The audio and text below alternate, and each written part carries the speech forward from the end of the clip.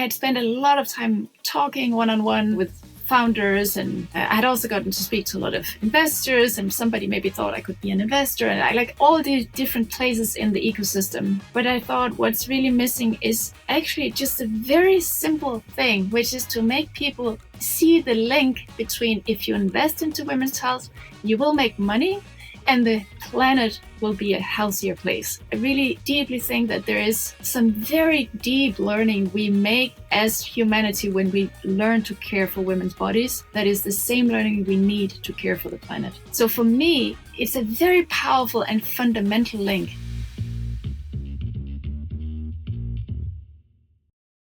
Some investments chase returns, others shift reality. Welcome to Blindspot Capital, the show where we trace the capital flows, structural decisions, and invisible forces shaping the future of health. We go deep on what's overlooked, underfunded, or misunderstood, especially where women's health, longevity, and AI intersect. Because this isn't just about the next big trend, it's about who gets seen and who gets funded. All right, so welcome back to Blindspot Capital, the podcast where we decode what gets funded, what gets forgotten, and why. I am your host, Maryann, and today's guest is someone who didn't just build a company. She named an entire category. My guest is Ida Tin. She is the co-founder and former CEO and chairwoman of Clue, the most trusted female health app with over 10 million active users in more than 190 countries.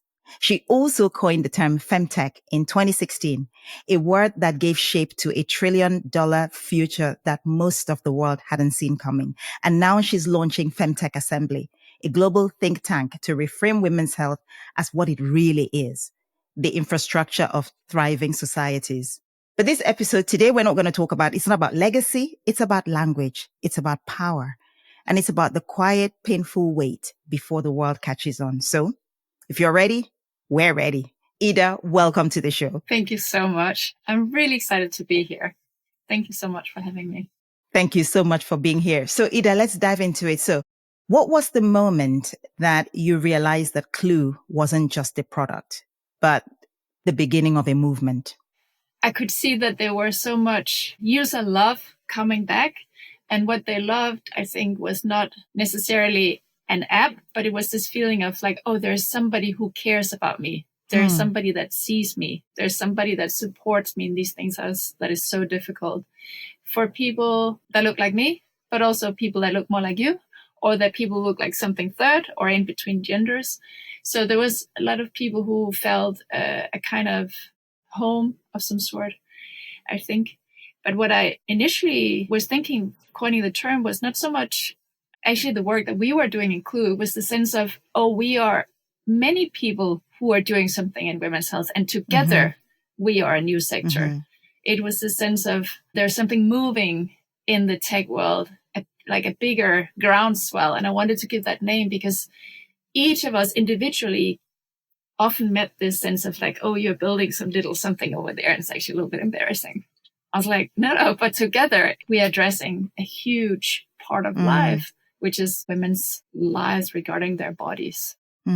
You've touched on something. You said it was the feedback you were getting when it made you realize that actually you're solving something far bigger than what maybe you even set out to do. That's an interesting observation because you go in, you start out, you build a tool, you build an app, and suddenly you're kind of like holding a mirror, to the whole system. And I think this also gave you the desire to coin a word that shone a light to, what people in the ecosystem were trying to do. And I think in doing that, coining the word FEMTECH, you gave us language. What did that unlock? And maybe also on the flip side, what did it unintentionally limit? Yeah, I think I came to this idea from also a very sort of practical, pragmatic angle first. It was, when you go pitch to a fund, then on Monday, the person you spoke to have to present it to his team. It was typically a he. And I thought, if he can say, I'm looking at this FEMTECH investment opportunity, that would be a lot easier than saying, I'm looking at this period tracking app. Yep. So there was something about, it's like, in a way, bridging over to men and making it easy for them to care and invest and be interested in women's health as part of tech. So there was that part, but I think it has helped people find each other. It has helped people who are interested in this field connect. It has created more social proof. I mean, I think it has created more space in culture. I can see that innovation tends to come in where there is something new that has become visible or possible in our culture.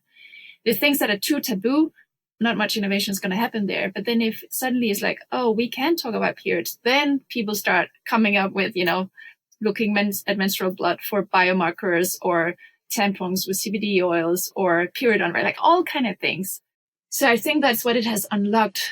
I think what it has unintentionally limited is, this conversation, which is why must something be specific female when it should just be human? Why must we create this special container over here for anybody to care about something when really we should just be part of clinical trials? We should just be thought about when we build a new car or come up with a new protocol for some disease detection. But the fact is, we're not. So in an ideal world, I don't think we would need the word, but we live not in an ideal world, very far from it. The debate about, does it limit? Why must it be gendered? I think that's a good conversation to have. And maybe somebody say, which was the case, women's health is not only reproductive health, it's also our brain health, it's our mental health, it's our bone health, it's our cardiovascular health. It's like, yes, you're right. And so we should start talking about that as being part of FEMTECH too.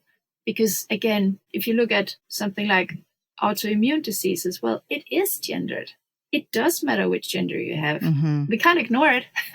And if people forget it, if we don't say it, we have to keep saying it. And one way of saying it is putting it under this term. Yeah, you're absolutely right. When you talked about the fact that naming something makes it visible. It's not just, I'm building a period care product or I'm building this, but it's, it gives it almost legitimacy if you like. I think the other thing that you touched on, and I want to expand on that a little bit, is the fact that sometimes language also invites boxes. So you just kind of put something in a box and you don't think sort of outside the box. And I guess the question I'm thinking about is, did it sometimes feel like it narrowed the way others perceive maybe your work or the work of other founders who are building in women's health? It's a good question. Maybe. It's hard to know what people are thinking. But I know that it went from something that was then worse, I guess. I don't know how many times I walked into a room of other startup CEOs and they're building, blockchain technology and this, that. And it's like, oh, you're building a period tracking app? It's just this sort of, bleh. Yeah. I feel that FEMTECH is like, it's one up. Maybe it's not on the level of AI. And I see female founders, or I guess all founders in FEMTECH, they kind of, they'll say, we're building this product in women's health using AI, or, we try to kind of lift it in different ways. But then we are also responsible for creating language that does resonate. I'm thinking a lot about this framing of women's health being societal infrastructure. Yep. And it does have a different ring. And it brings it up on a level where it's like, oh, yeah, our political leadership should talk about female health because it's societal infrastructure. There's something about thinking from your own startup to a sector to how does the sector actually sit in society that I think is really powerful, I guess. Yeah. I share that sentiment. I think it's a powerful reframing if we think of language as not just descriptive, but directive. It tells the market what to value, what to ignore. I love the framing of women's health as societal infrastructure. I definitely see it that way as well. And we'll come back to that in a minute because I want to explore that a bit further with you. But I think maybe if we just move track a little bit, because you built Clue, you took it so far, and then you stepped away from Clue at a time when it had become a household name. So you coined the term FEMTECH, you legitimized even the sector, you built Clue to a household name, and then you stepped away. I think that couldn't have been easy.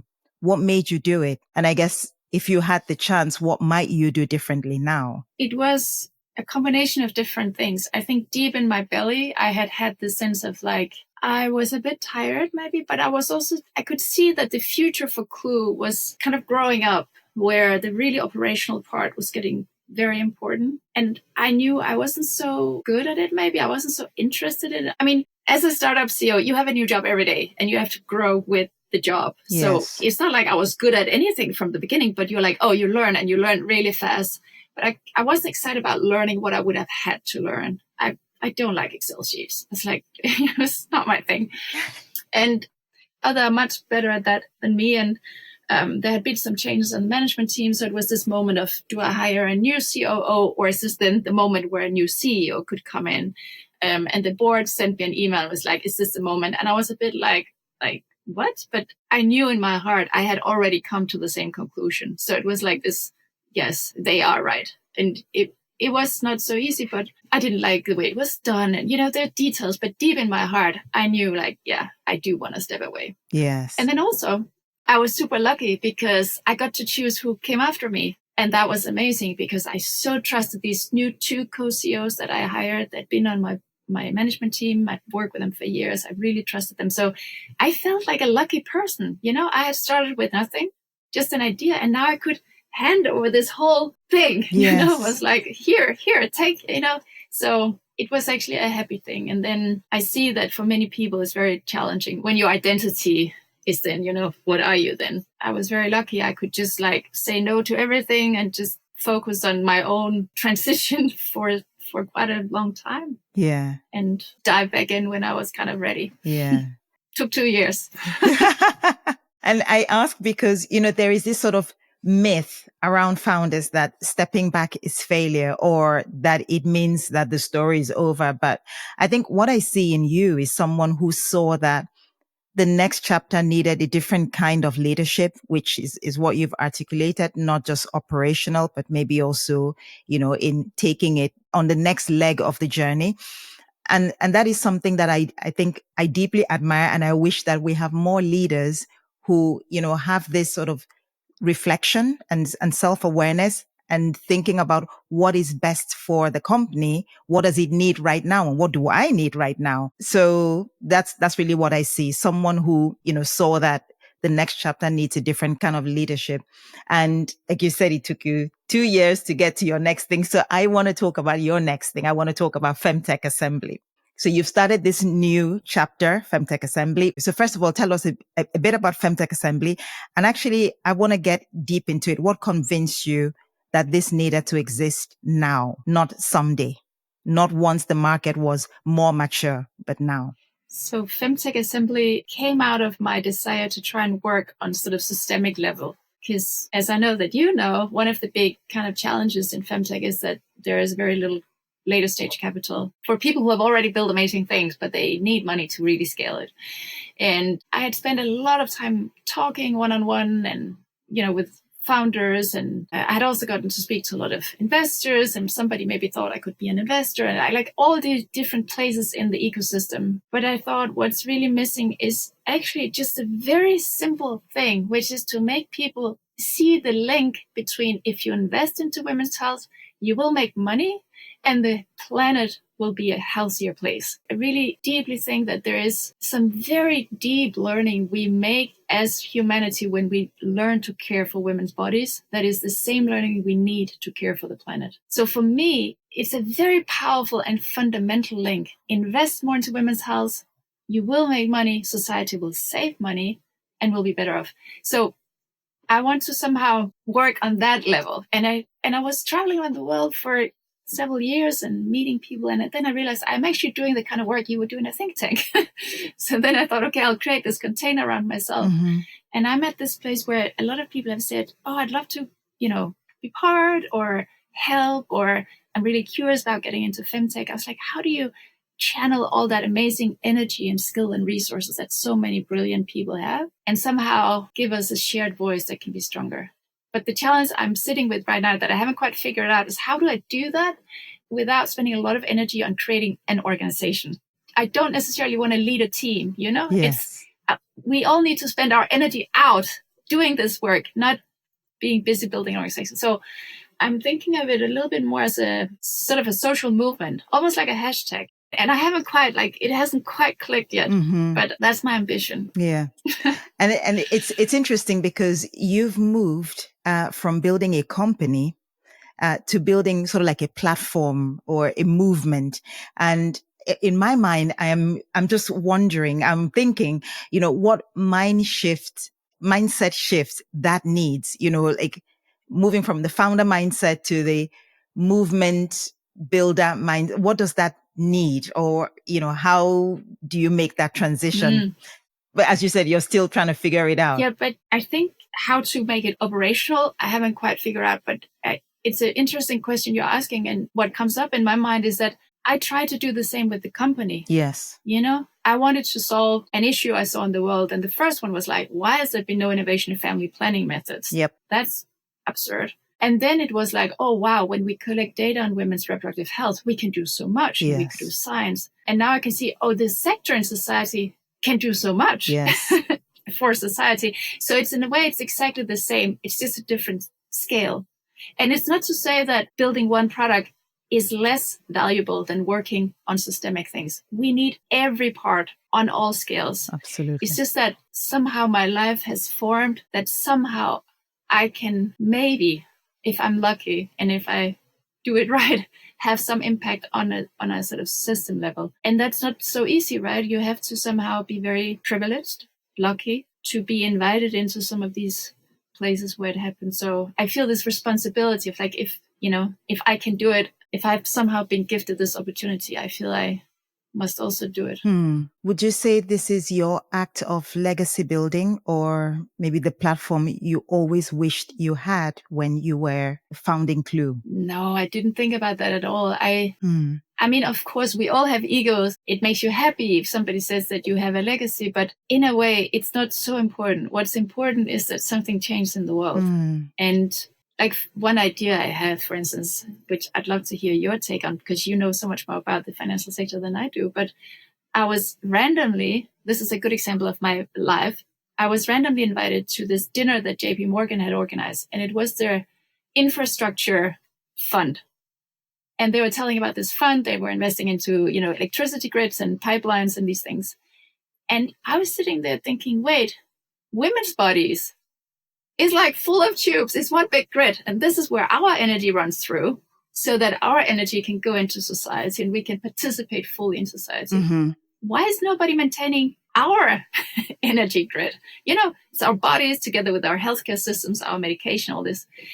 And so I thought, why isn't there a dedicated infrastructure fund for women's health?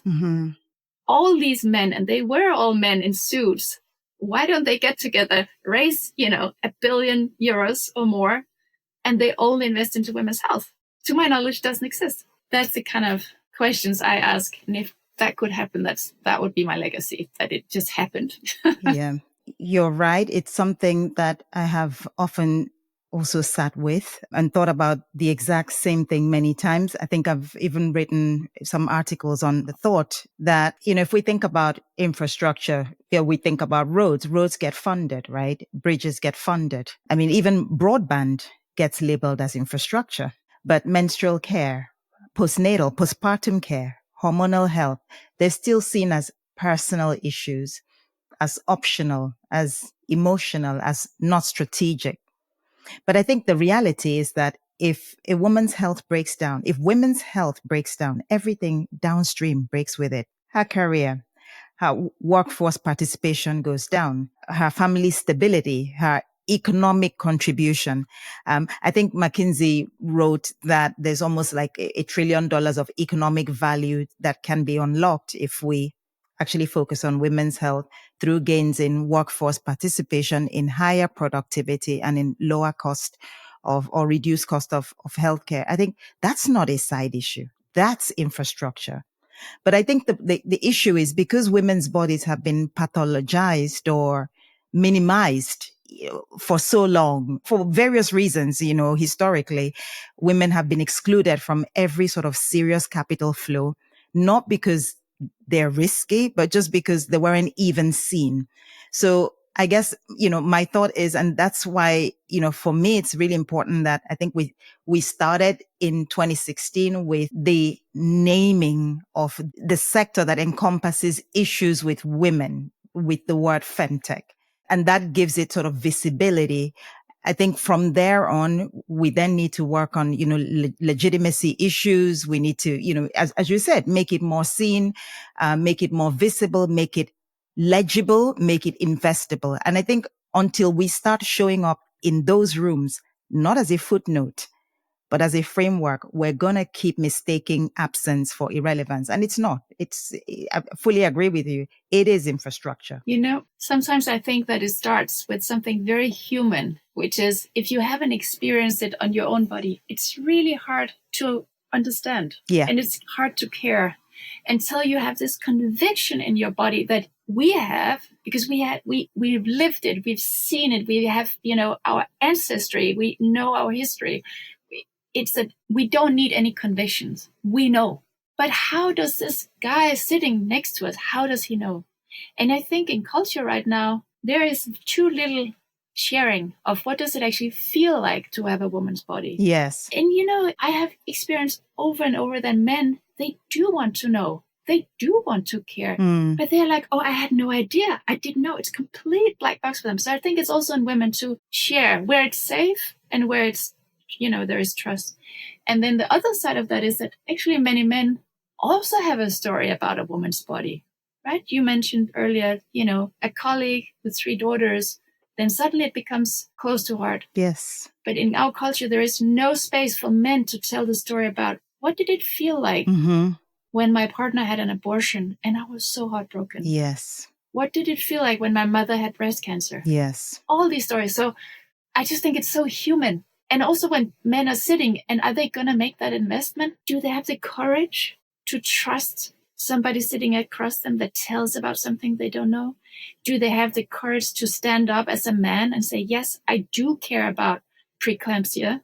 Do they have the heart? Do they have the culture where they can be vulnerable and say, oh, wow, that really moved me? We need structure, but we also need culture. Yeah, no, you're right. And you've said, I just want to pick up on something you've said, because I think that's really important to go deeper into it. You said before that men do care, but sometimes they don't always know. They don't have actually that awareness. And that really struck me because so much of the capital still sits with men. And if we want to scale this movement, we can't just preach to the choir. So I think the question is, how, and I know this is work that you're doing, Ida, how do you talk to men in a way that actually lands? What language opens the door? But first, I want to acknowledge that we are working through layers and layers and layers of cultural disconnect, of hurt, of violence, of all these things. And there are reasons why women don't always share, because it's not safe. And in workplaces, there are many places where you will get punished if you say, I have period pains, instead of saying I have a headache. So I want to first acknowledge that.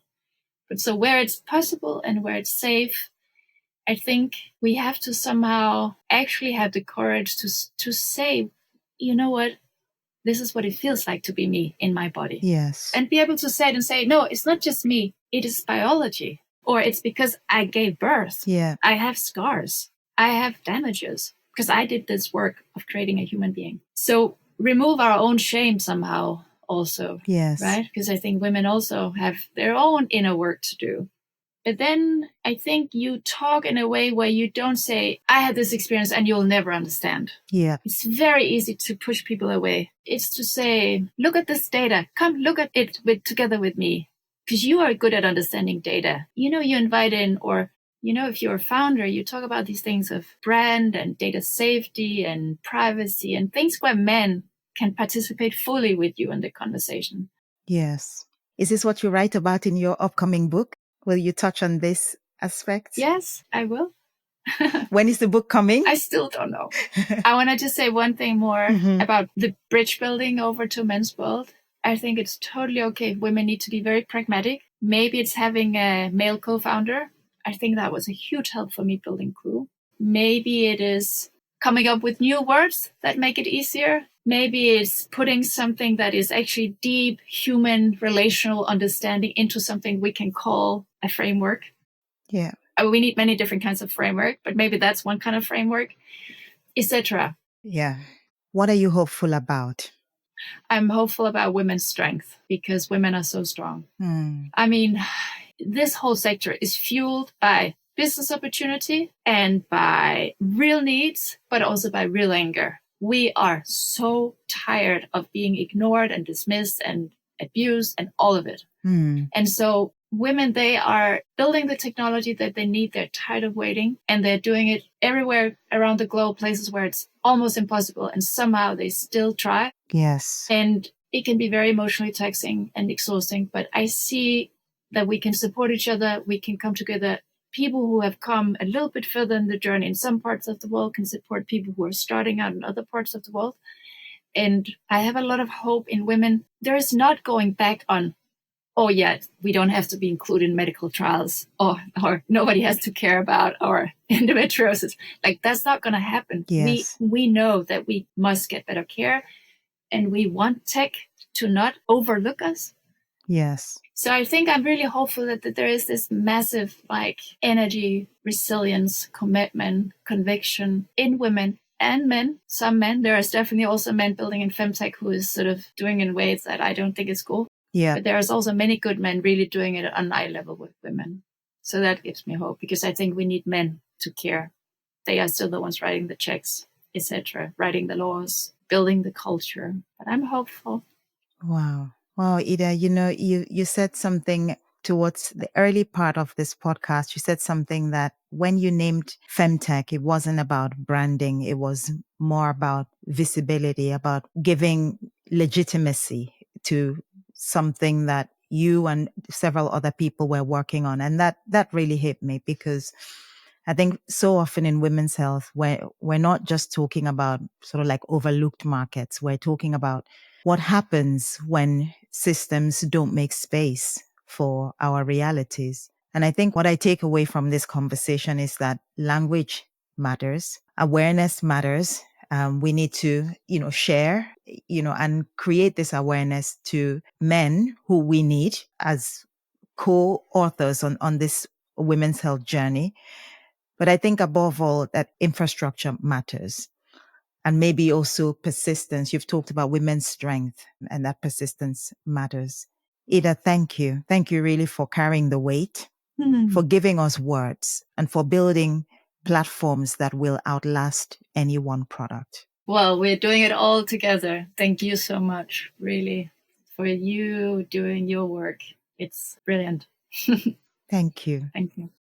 Now, for everyone listening, if this conversation moved you, I want you to check out FEMTECH Assembly, check out the movement, be part of the movement. It's not just for women, it's women and men, it's all of us, because women's health is infrastructure. And we're going to keep an eye out, Ida, for your upcoming book. Thank you so much. So we will link FEMTECH Assembly in the show notes so you can find it there. And for those of you who are working in women's health, know this: you are not too early. You're just right in time. And until next time, keep looking out for the blind spots. And when you find those blind spots, then bring a flashlight. Ida, great to have you on the show. Thank you so much. My pleasure. That's it for this episode of Blindspot Capital. If you learned something, share it. And if you're building something, reach out. And if you're investing in the future, make sure you're not doing it blind.